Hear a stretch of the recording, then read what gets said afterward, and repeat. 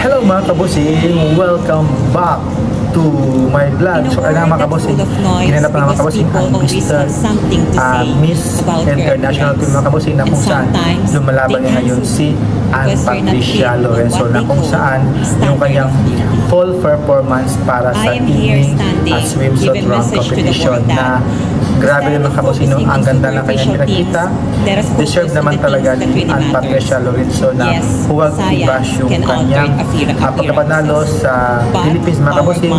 Alam naman natin na lumalaban talaga si Ann Patricia mga kabusing sa kanyang swimsuit round.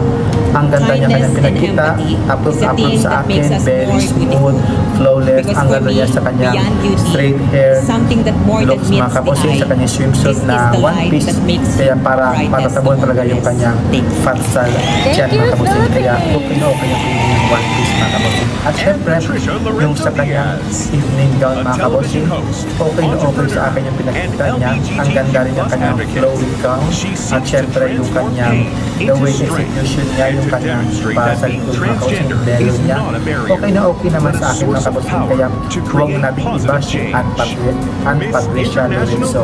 Kasi Pilipinas yung kanyang general mga kabusing. Kaya okay, overall, okay na okay sa akin yung kanyang performance. Kaya laban lang kay Ann Patricia Lorenzo sa kanyang full performance mga kabusing, kasi nag-post na yung